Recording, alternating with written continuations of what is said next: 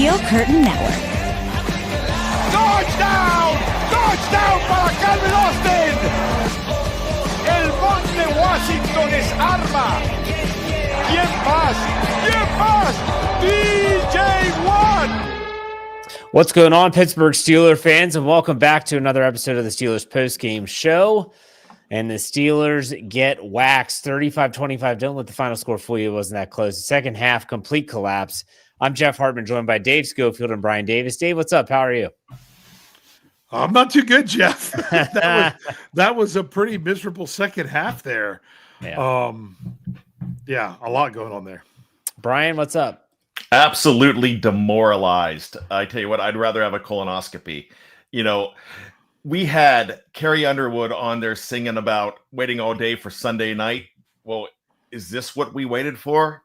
Well, I think there's better things to do. I think the new season of Sister Wives is out.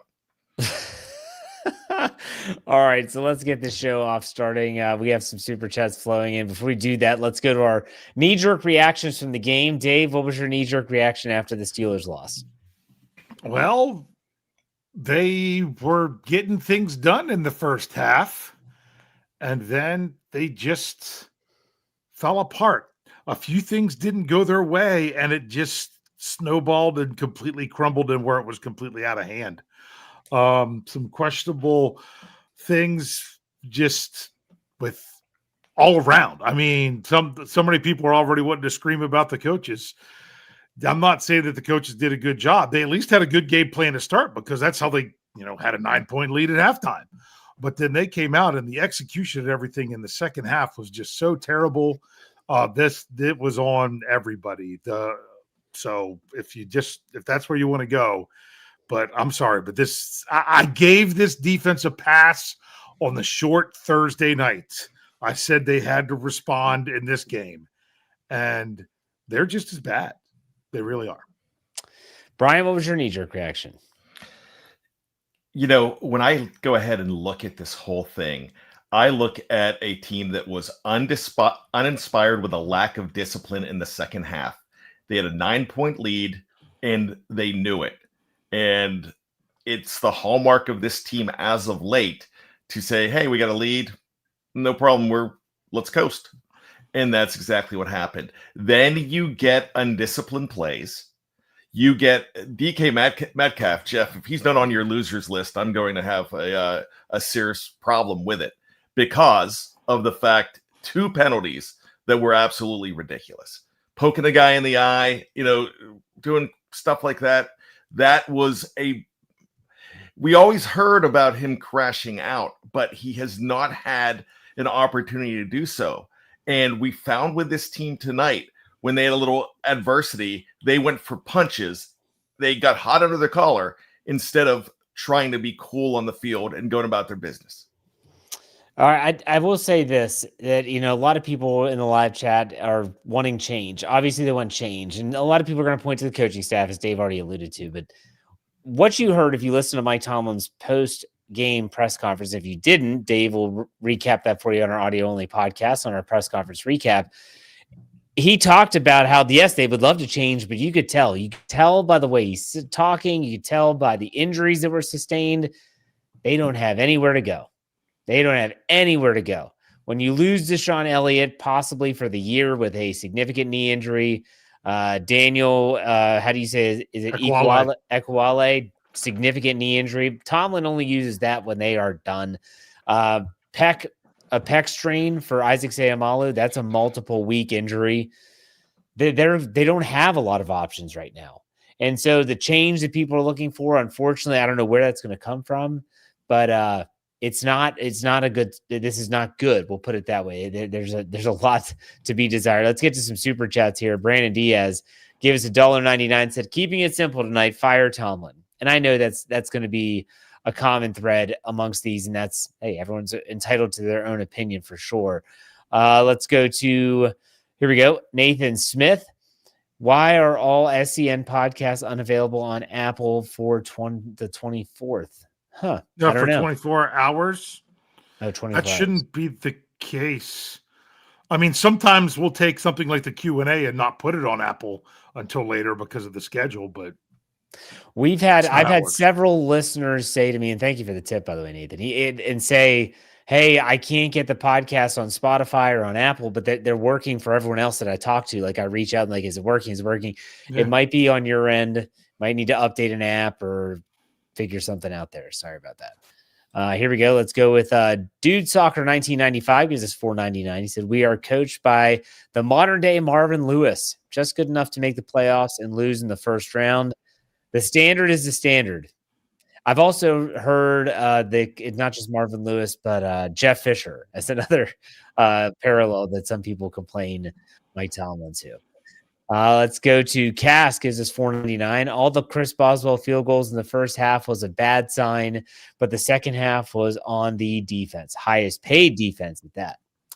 And then let's go to Nick Gabriel. He said, genuinely don't know what they're good at. Do you? What are they good at? Well, they were really good at running the football in the first half. They were. And then they ran it 3 times in the second half. Do you think that's Sayamalu leaving in the?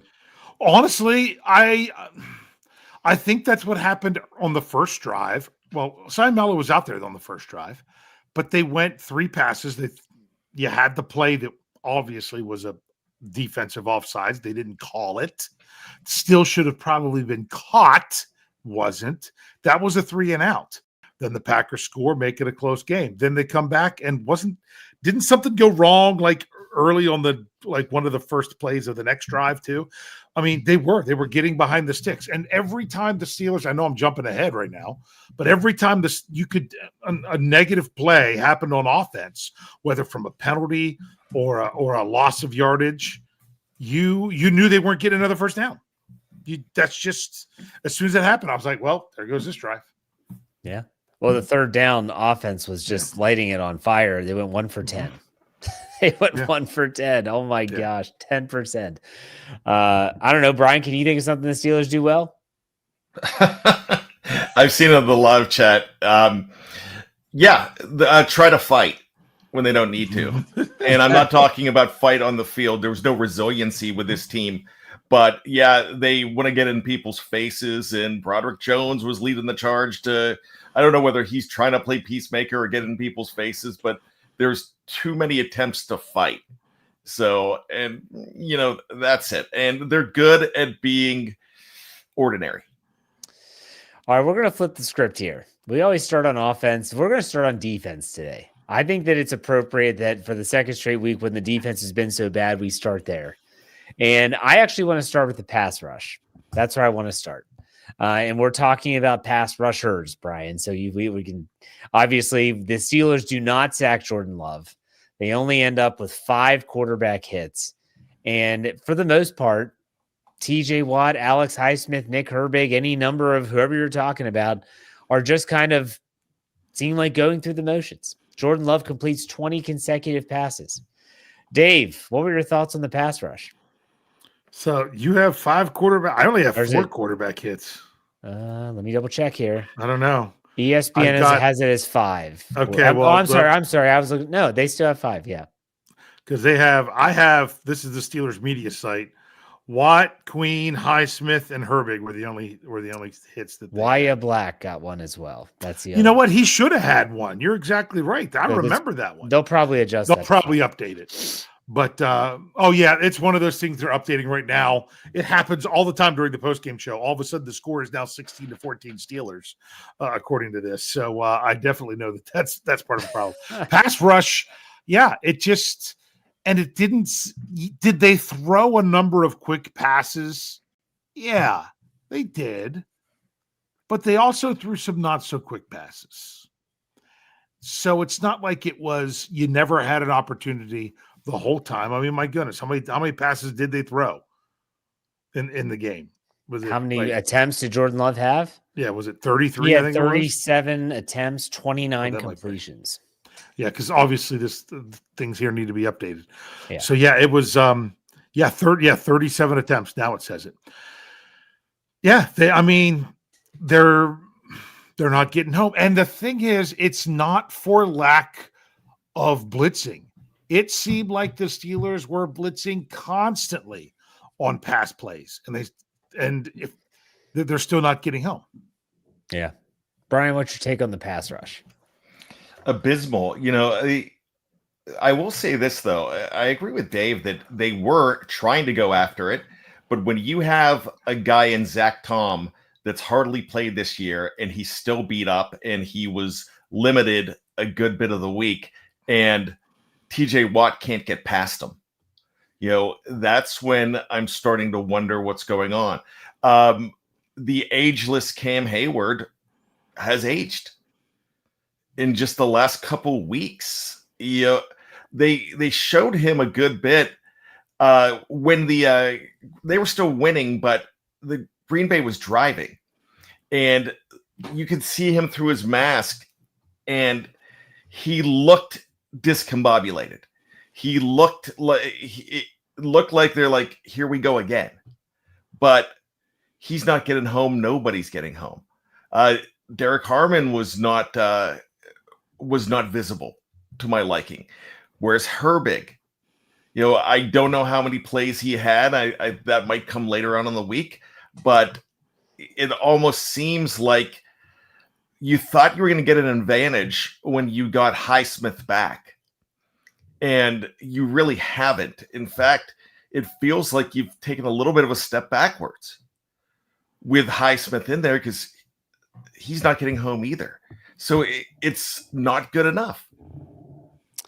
I'm going to ask you guys a question. It's a tough question, and we're only obviously 7 games into the season, but do you have a little buyer's remorse over giving TJ Watt an average of $41 million a year, Dave? I mean, that's easy to say right now. Sure it is. We're not even halfway through the season. I don't think that number is going to look all that big in 2 years. So, but I don't know what TJ Watt's going to look like in 2 years. Yeah. Brian, what about you? No. Yeah. And here's the reason why. This team's going to be a lot worse without TJ Watt.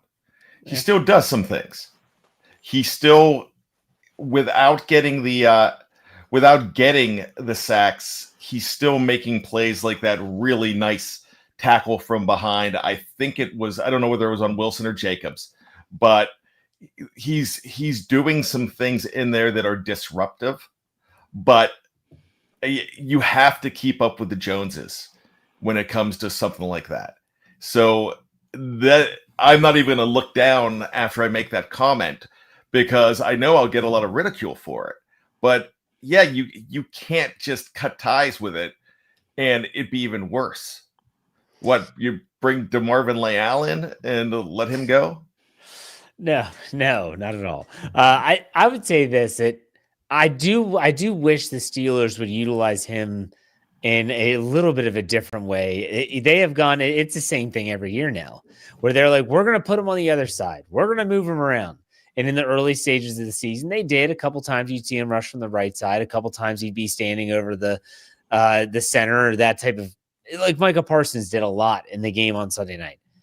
And then it just ends up going right back to where they were. And I think that TJ Watt is also banged up. That hip injury that he popped up on the injury report this past week, I think is something. We'll see if it continues to linger. But I'll tell you what, like you're watching a Myles Garrett earlier in the day against New England have 5 sacks in a game, and he's all over the field. You're watching Micah Parsons lining up all over the defensive alignment. And then Steeler fans are like, well, why are they just putting TJ Watt into a predictable situation? Maybe it's him. Maybe it's Watt doesn't want to move around. I don't know. It's absolutely frustrating. I'll tell you that. Let's continue on with the pass defense, which wasn't much better. Like we said, Jordan Love, 29 of 37, 360 yards, a 9.7 yard average, 3 touchdowns, no interceptions, was not sacked for a 134.2 rating. He had his way with the Steelers secondary, and at one point had 20 consecutive completions. His receiving core, Tucker Kraft, the tight end, 7 catches for 143 yards, 20.4 yard average, 2 touchdowns, along a 59, was targeted 9 times. Christian Watson, 4 catches for 85 yards. Romeo Doubs, 3 for 44. Malik Heath, 3 for 29. Emmanuel Wilson, 3 for 26. Josh Jacobs, 3 for 12. Guys, he threw it to a bunch of different people. What did you think about the pass defense? Dave, I'll let you go first. Well, in the first half, it was decent enough to get by. They actually weren't that bad the touchdown drive they had. You're like, oh, great, here we go again. But they were able to buckle down and get some stops. The Packers did not have a third down conversion in the first half. And honestly, pretty much everything changed on that fluky play where Love got hit. The ball goes up in the air. Tucker Kraft pushes Deshaun Elliott out of the way, grabs the ball. And then at the end, Elliott gets his knee bent backwards. So I don't know if it was the Deshaun Elliott factor or if it after a fluky play or if it was just who they are. But it was from that point on that the pass defense just could not really stop anybody. So it's not that it was awful from the opening kickoff until when the clocks hit zero. It everything just fell apart at once. It was like, was it just because one play didn't go their way? Was it because they lost kind of their heart and soul of the guy that they have back there? I don't know, but you can't let that happen. It just completely fell apart when that happened. I do feel like the first half lead was a little bit of a smoke and mirrors. I mean, they had 2 missed field goals, a lot of drop passes, which could have been third down conversions. So luck was on the Steelers side in the first half, and it definitely was not in the second. We'll put it that way. Brian, what was your take on the pass defense? Yeah, because the luck was on the Packers side when you have that dying quail. But to answer Dave's question, it was Deshaun Elliott, because you can see the air go out of the entire building, and especially the Steelers on defense when he was carted off.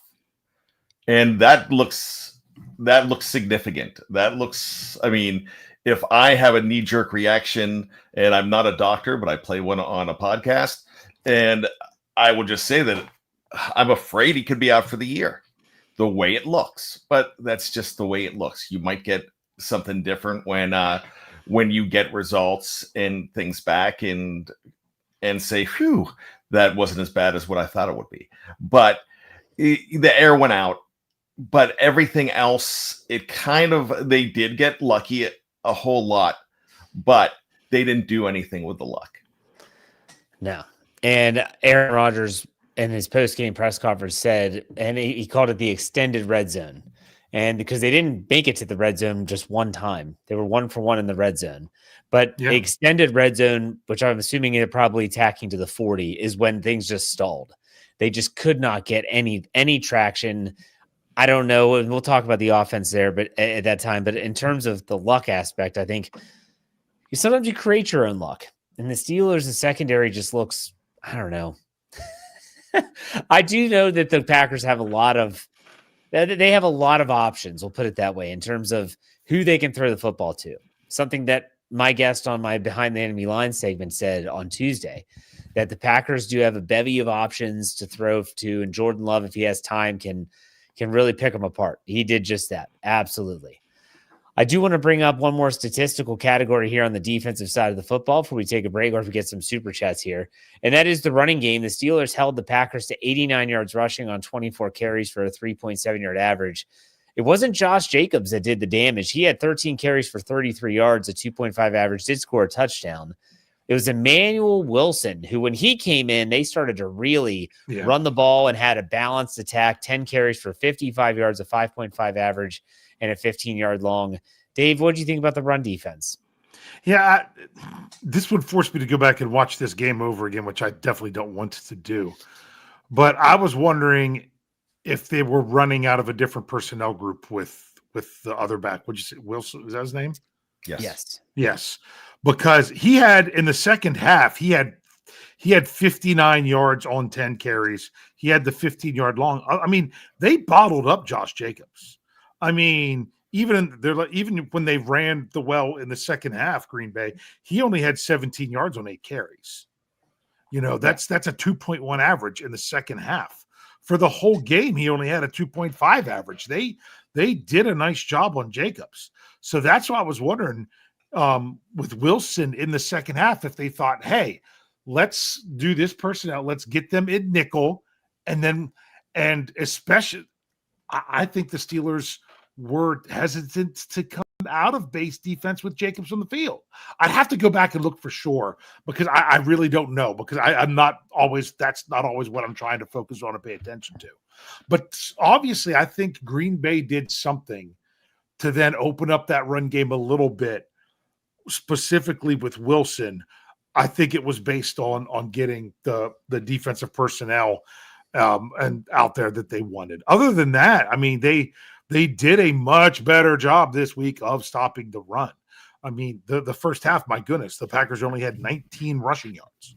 So, but when you can pass the ball for that much, that's what you can say. Oh, well, last game, we never stopped the run. That's why we couldn't stop the pass. Well, guess what? You were stopping the run in this game, and you still were giving up a ton of the pass. Yeah. Brian, thoughts on the run defense? When you do what you did in the first half and can't control it in the second half, it seems like they found the formula, they retinkered and made it work. And I know we've had those discussions, and I've talked about it with what I learned from Kevin Smith last week after the game on our show. But they found in those 15 minutes, they decided to, let's go. If they did go to a different personnel group, let's try something different and get a spark with Wilson. And it worked. And it really did. And they were just the screen game, which I always think is an extension of the run. And the screen game was working well with Wilson also. So, I just don't think that I thought they played scared on defense in the second half. And it really showed. I'm going to ask you guys a question before we get to these super chats here. In your heart of hearts, Dave, do you see the Steelers being able to make significant changes that'll make a difference in, well, the way that they're playing defensively? Honestly, I don't have much faith in it. I really don't. I don't think it's don't know that it's a huge scheme issue. I think it's it seems to me like the players were just terrible in the second half. It didn't matter what scheme they're in. I mean, if they want to back off, if there's a scheme issue, once again, I'm going to have to go look at it, because I'm not staring at the secondary during the game. But just like last week, the problem wasn't that the Steelers, were doing the same thing all the time. Yeah, the same thing they were doing was sucking. It wasn't that they were doing the same scheme all the time. And just as like KT talked about on the Here We Go, the Steelers show this past week, the problem is they might be trying to do too much, and they need to back it off and try to get good at something, because right now they're not good at anything. So they just try to do everything and hopefully catch the right thing. And it's just not working. No. Brian, what about you? Do you think they can make some changes that'll make a difference? If you know what those changes would be, please let me know, because right now I cannot possibly fathom them be able to make changes right now, because as demoralized as I am right now, I'm going to tell you right now, I think I'm going to call off. I might be sick after next week's game when they play the best offense in the National Football League right now, the Indianapolis Colts. I don't care where that is. Right now, I think the flu's coming on. You're saying that I'm going to be sitting in section 122. Oh, you're going to be in the game. That's right. I tell you what, I'm not looking forward to it. I'm really not.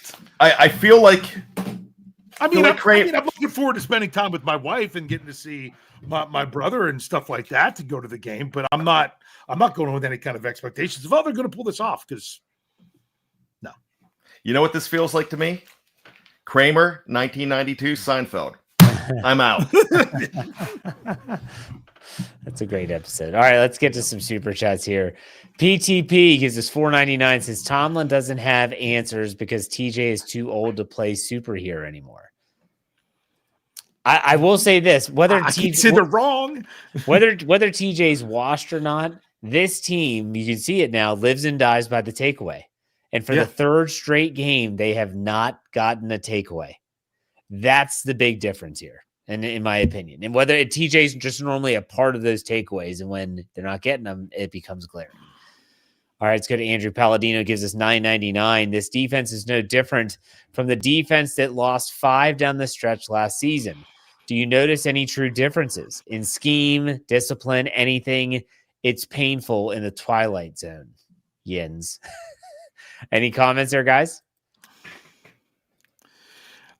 Once again, it's not something I feel like I can disagree with right now. The only difference is that offensively they're scoring more points. That's it. Yeah. They're averaging 25 points a game because they defensively they're giving up even more. I mean, when that happened down the stretch think of this. When that happened down the stretch last season, they were giving up 28 points. That's what they were giving up in those games.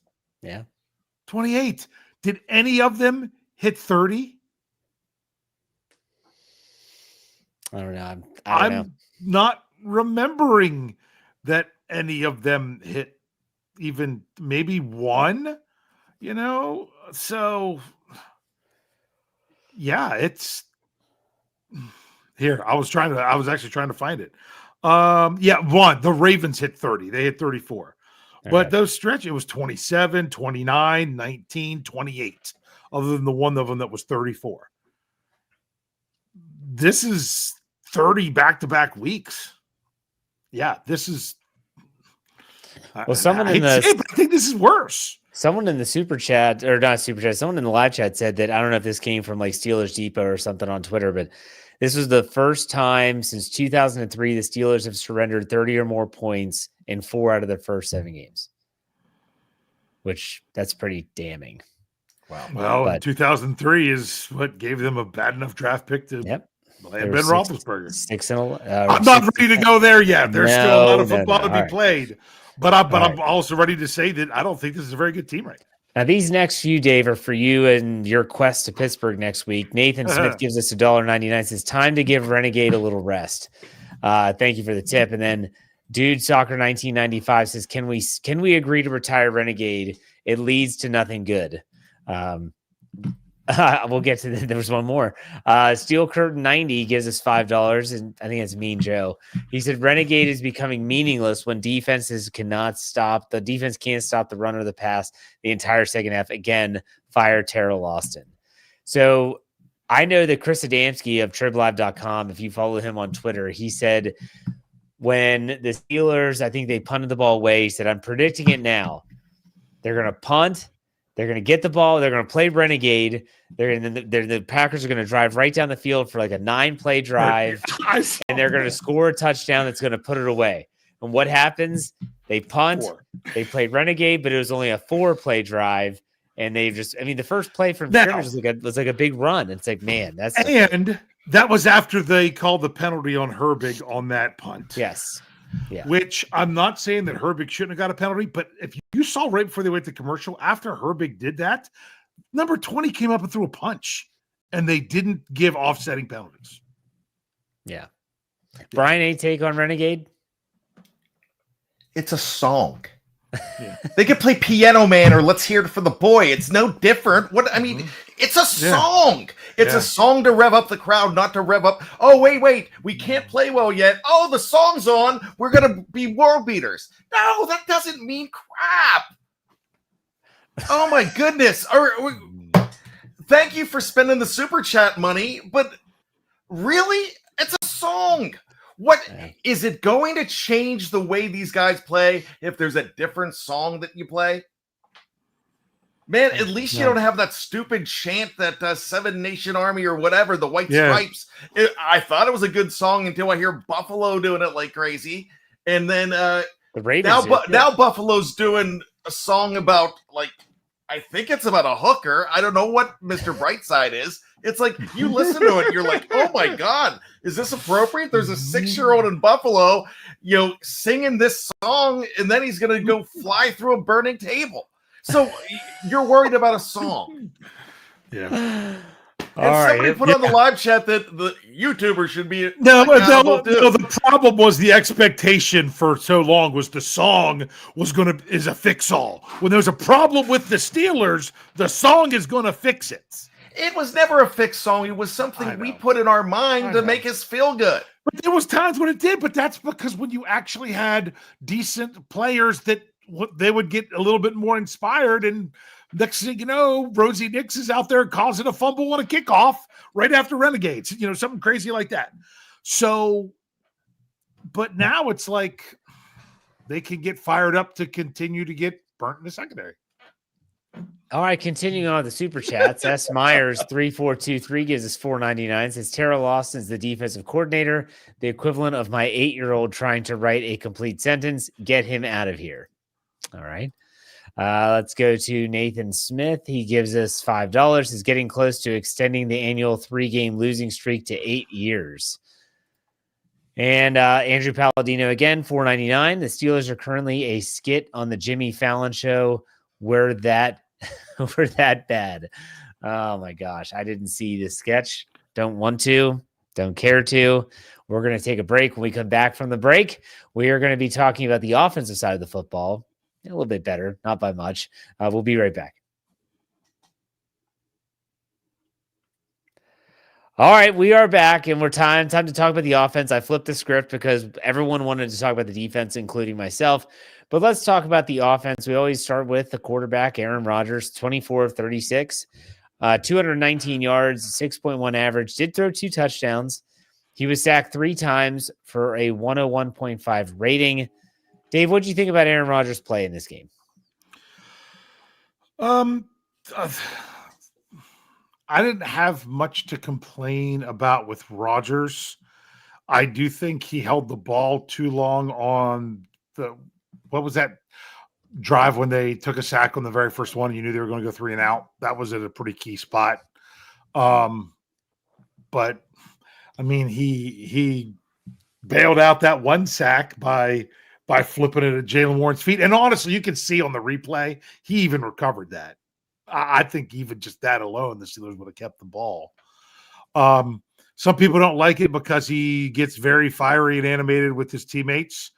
But if you don't like it, I'm not saying you're wrong for not liking it. He is a pretty passionate dude, and his teammates don't seem to have a problem with him because they know he's pretty fired up. Aaron Rodgers is not what lost them this game this week. Okay. Brian, thoughts on Aaron Rodgers?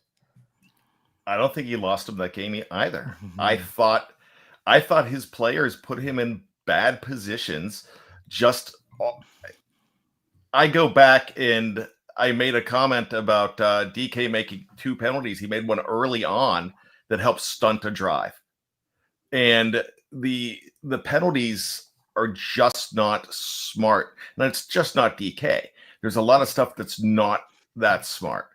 And the worst thing about it is they got bullied into going after people and poking people in the eyes and doing stuff like that that that doesn't work. You're going to get called for it.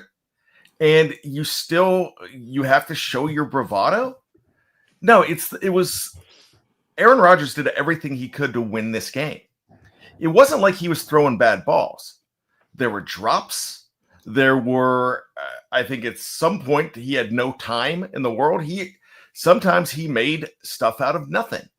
Now, I'm not saying he was great in Superman. I'm just saying that they actually have a chance. If they get that 2-point conversion, they've got a chance. But the 2-point conversion was dropped too. Yeah. So there's so many things. I don't think they're going to win, but when you're down 10 in that situation, it's over. I still don't think it's going to happen. The 2-point conversion, the onside kicks, they're very rare. 2 for 27 now, I think is what they said. So, I just don't, I really don't think it was that. I think it was a lot of lack of discipline all the way around, but on offense as well. I do think that I'll say this about Aaron Rodgers is I think the days of him chucking the ball for 300 plus yards are probably a thing of the past. I think the games where he can just, okay, I'm going to will you to victory are probably a thing of the past. when the Steelers stopped running the football and having the ability to run the football is when things really started to break down. He needs that. He needs the running game to set them up into those third and manageable situations. We all hate the 2nd and 9 run that Arthur Smith calls, but when it gains 3 yards and now all of a sudden you're in 2nd and 5, 3rd and 5 territory, they like that way more than they do the 3rd and 9. And so I think Aaron Rodgers is still capable of winning football games, but I also do see the limitations in his game. And we saw at the end of Ben Roethlisberger's career too. This isn't like it's an indictment on Aaron Rodgers in any way. And these guys get older and they just don't have what they used to have. But I think Aaron Rodgers is still he's good for this team in a lot of ways. I think some of these young players, sometimes they need someone to hold them accountable for mistakes that might be made. And that's something Rodgers said in his post-game press conference, that what needs to happen next is that everyone needs to be able to handle some criticism in the honest assessment of their game. He said, regardless of side of the football, regardless of position, everyone's got to kind of do a gut check. And so I think he's been there, done that. I think he's good for the team in that regard. Any other thoughts on Aaron Rodgers, guys? Man, he made that throw to DK that could have potentially been a touchdown that they knocked away. That was a nice looking throw. That one he's on 3rd down that he zipped, that he pushed downfield to Jonnu Smith. Man, that was a rocket. Mm-hmm. So I'm, like I said, the issues with this team right now, I don't think starts or even really much includes Aaron Rodgers. No, I don't. I agree. All right, so let's go to the pass catchers now. Roman Wilson had himself a day. Good for him. 4 catches, 74 yards, 18 and a half yard average. He had 1 touchdown, a 45-yard long on 5 targets. DK Metcalf coming in 2nd place in this regard. 5 catches on 7 targets, 55 yards, 11-yard average. And he also had a touchdown. Calvin Austin, 4 for 28. Jonnu Smith, 2 for 17. Pat Freiermuth, 3 for 13. Ben Skowronek, 1 for 13.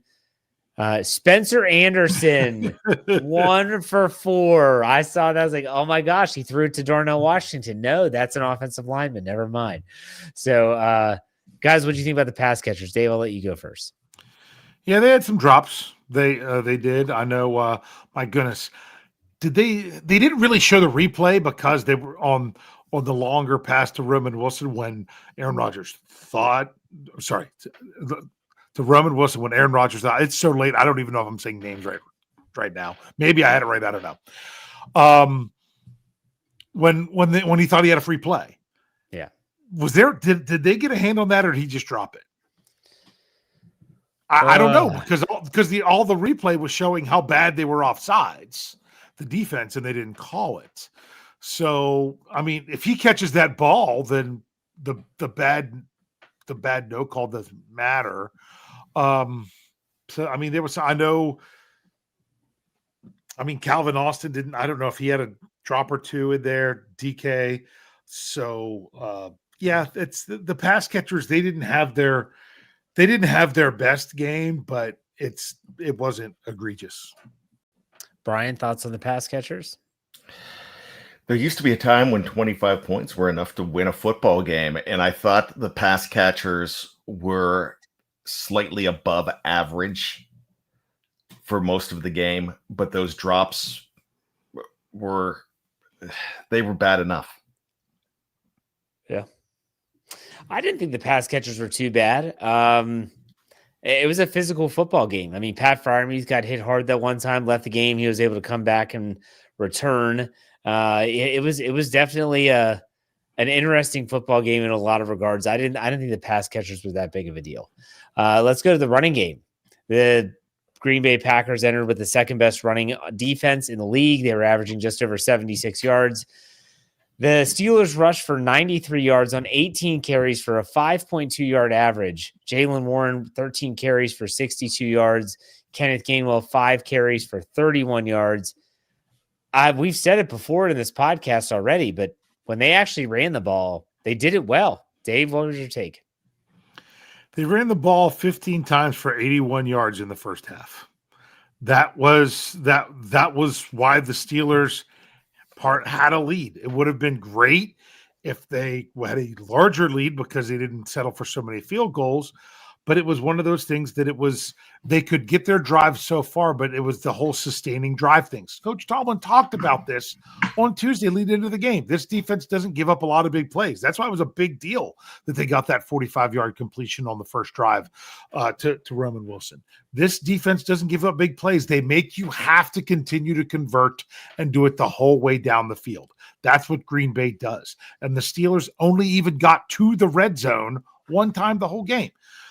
But the running game wasn't the problem. But then they come out in the second half and they go to do something, and then they get behind the chains. Some people they got to run more. I agree. They needed to run more. But just like people that were trying to say before, you needed to run on the last drive against Cincinnati.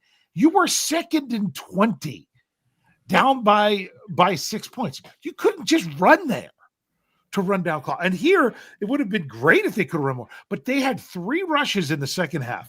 3 rushes. And 2 of those 3 came after they were down 10 points.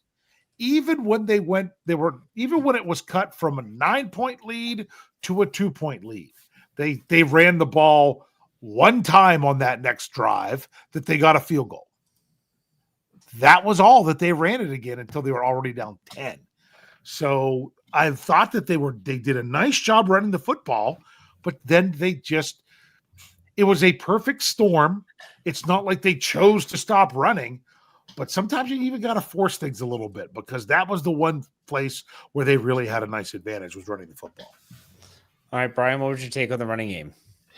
They were forced out of the running game completely. Dave was right on the money there. You need to run it more, but how do you do it when the ship is sinking and everything on the other side of the ball is going nuts? Now, I would have liked to have seen, you just do a little bit on one of those early drives in the third, and the lack of discipline got them in a lot of places where they were forced into a 2nd and 20s a lot. This was a really bad game for not taking advantage of first down very often, and then putting themselves in a hole on second down very early. Then you're just trying to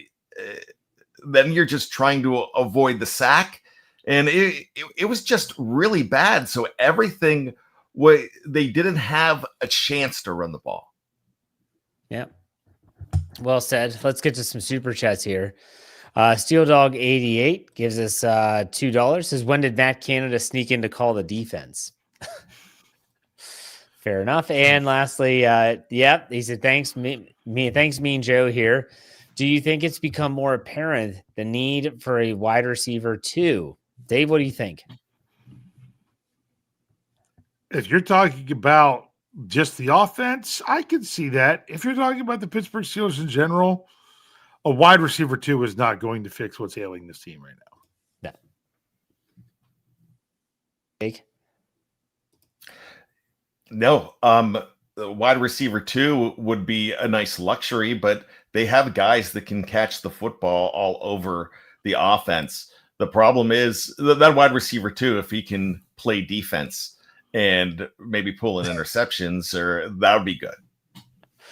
That's my thoughts exactly. This team has so many needs. It's ridiculous. So I don't want to even get close to our final thoughts without giving a tip of the cap to Chris Boswell. Chris Boswell with a phenomenal game, 4 field goals. Did he have 2 from 56, I believe? 2 from 56. 2 from 56. He had a 50, and then he had a 43-yarder that he made, and then he had to be pushed back 5 yards because Cam Hayward jumped offside, so he made a 48-yarder.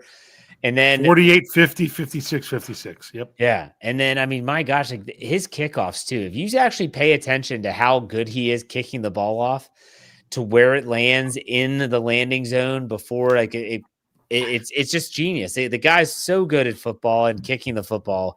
I want to give him a shout out. Dave, anything you want to add? Well, and 2 weeks in a row that he got a touchback to the 20. Right. I mean, you get it to land in that landing zone and get into the end zone for the touchback. That saves 15 yards. Yep. Yeah, Absolutely. Brian, any thoughts on Boz? Love him. He's the MVP of this team right now. That's sad. Yeah. Yeah, that's sad. And Corliss Waitman has done a good job as well. I don't want to take anything away from him.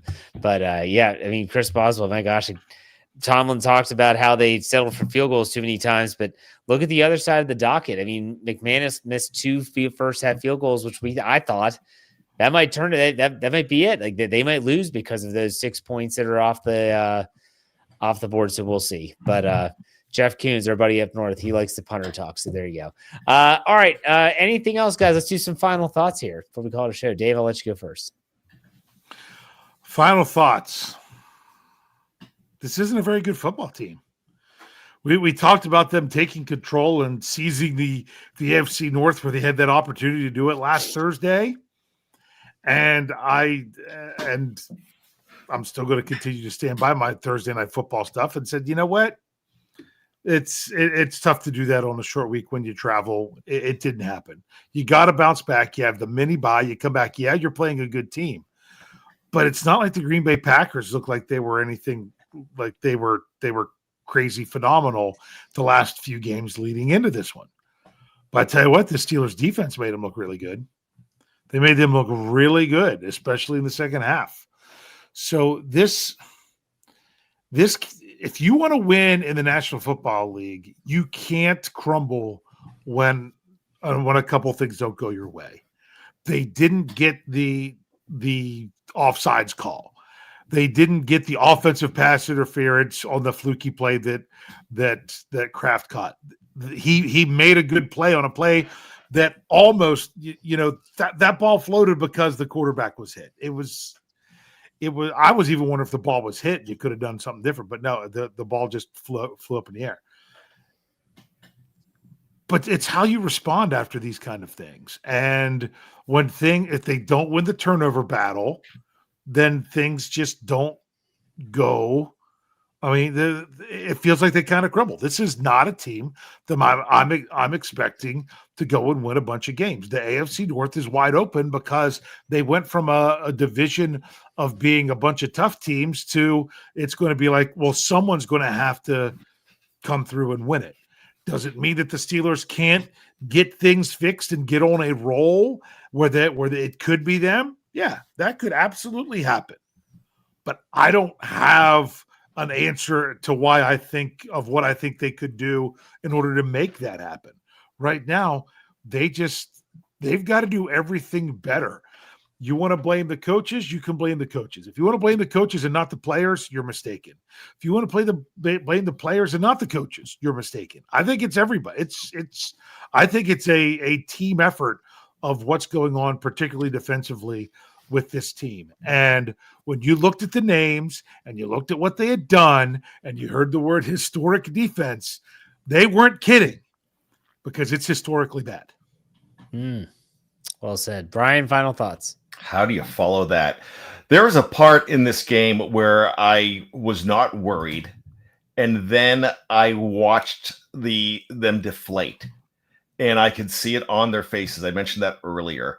And then I knew it was completely over, not because they gave up a touchdown to be down by one. It's when they didn't cover anybody on the 2-point conversion. And that, to me, looked like there were not yellow towels, but white towels that were thrown in. And it happened right there before my eyes and my brain. It's that I don't know what happened on that 2-point conversion, but that is the most open I've seen somebody in a long, long time in that situation. It was absolutely egregious. But if I do have any hope for this team, and I said earlier, I don't know how they turn it around, but if you look at last year, and everybody wants to talk about last year, yes, the defense is worse, but the offense is better. If the defense can get couple stops on third down, there's no doubt in my mind that Aaron Rodgers could take them down the field like he did against Cincinnati. And we saw shades of it in this game. He did it again when they less than 2 minutes, got that touchdown and went all the way down the field when they were down by, I guess, 16 points at that juncture. So there's things that are going to keep me watching. I'm going to be watching next week, but spoiler alert for the preview, there's no way I'm picking the Steelers. Spoiler alert. Let's go to the last super chat here. Thanks Mean Joe gives us $5. Says the last 2 games, the Steelers have given up 688 passing yards, an average of 344 yards per game, 924 total yards at 462 yards per. The defense is PU stinking right now. That's a very nice kindergarten way of describing this defense right now. Thank you very much. And that's a great way to call it a show. We will be back for all of our shows. If folks, if you're first time tuning into the Steel Curtain Network, we don't go anywhere because the team might be playing poorly. There might be some podcasts that say, I don't want to talk about this team.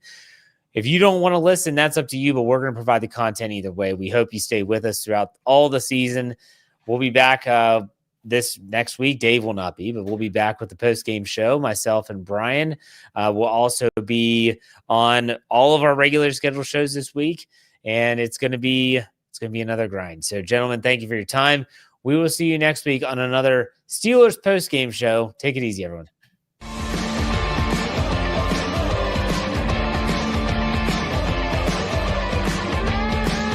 Steel Curtain Network. Get it. Everybody else gets a little tight.